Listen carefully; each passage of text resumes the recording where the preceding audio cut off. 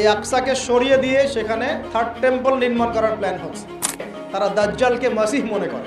এখনকার ইহুদিরা সবাই বিশ্বাস করে তারা অপবিত্র। পবিত্রতা তখনই অর্জন করবে যখন এই লাল গরু তারা পুড়িয়ে ছাই করে তাদের শরীরে তারা কি করতে পারবে, মাখতে পারবে। লাল গরু ইদানিং নেট দুনিয়া ছড়িয়ে আছে এই লাল গরু। ইহুদিরা আল আকসা মসজিদ ভেঙে ইহুদি মন্দির বা থার্ড টেম্পল তৈরি করতে চায়। আর এই টেম্পল তৈরি করার জন্য বিশেষ ধরনের একটি লাল গরু জেরুজালেমে কুরবানি করতে হবে। তাদের মতে এই গরু পুড়িয়ে তার ছাই তাদের শরীরে মাখলে তারা পবিত্র হতে পারবে। এই গরুর মধ্যে থাকবে কিছু বৈশিষ্ট্য যার বর্ণনা বাইবেলে দেওয়া আছে। আর এই গরুর বর্ণনা পবিত্র কুরআনে সূরা বাকারায় উল্লেখ করা আছে। লাল গরুর বর্ণনার সাথে একটি নয়, পুরো 5টি গরু পেয়েছে ইহুদিরা, যা আমেরিকা থেকে ইসরায়েলে নিয়ে যাওয়া হয়েছে। এদের মতে এই লাল গরু কুরবানির পর আগমন হবে এক মাসিহ এর। ইসলামের মতে এই মাসিহ হলো দাজ্জাল। হ্যালো বন্ধুরা, আমি ইমতিয়াজ, স্বাগত জানাচ্ছি আমার নতুন একটি ভিডিওতে। ইসলামের পবিত্র স্থানগুলোর মধ্যে জেরুজালেমের আল আকসা মসজিদ তৃতীয় স্থানে আছে।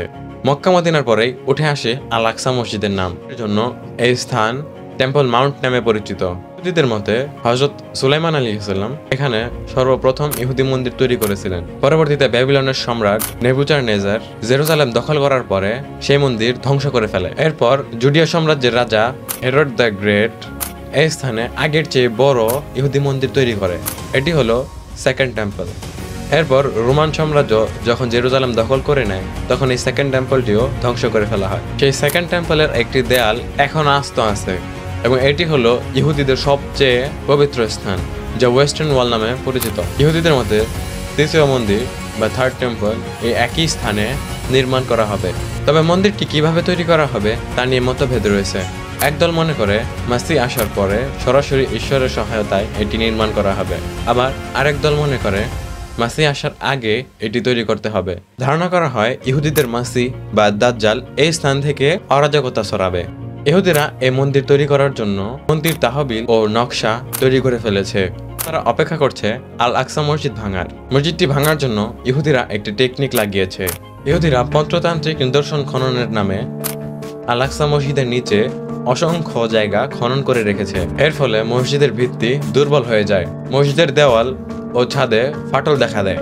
পরবর্তীতে সংস্করণ করতে গেলে ইসরায়েলি সরকার তাতে বাধা দেয়। আল আকসা মসজিদ ইসরায়েলের দখলে আছে। ইহুদিদের মতে ততক্ষণ পর্যন্ত থার্ড টেম্পল তৈরি করতে পারবে না যতক্ষণ না তারা পবিত্র হচ্ছে। তাদের পবিত্র হওয়ার একটি মাধ্যম হলো একটি বিশেষ ধরনের লাল গরুর কুরবানি করা। যে গরুর শরীরে কালো বা সাদা রঙের কোনো পশম থাকতে পারবে না, শুধু লাল রঙের পশম থাকবে। তারা মনে করে ইহুদি ধর্মের নবী মুসা আলাইহিসসালাম ও হারুন আলাইহিসসালামকে বলেছেন এমন একটি লাল রঙের গরু উৎসর্গ করতে হবে যা ইতিপূর্বে হাল চাষের কাজে ব্যবহার করা হয়নি। পবিত্র কোরআনে সূরা বাকারায় 2য় পারায় 67 থেকে 73 নম্বর আয়াতে আল্লাহ তাআলা এই গরু সম্পর্কে বর্ণনা করেছেন।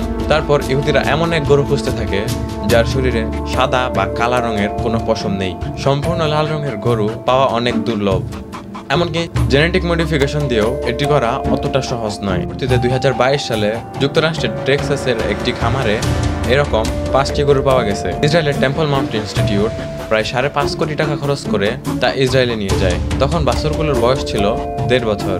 বাইবেলের মতে 3 বছরের আগে এই গরু কুরবানি করা যাবে না, তাই ইসরায়েলের এক খামারে অতি গোপনে এগুলোকে লালন পালন করা হচ্ছে।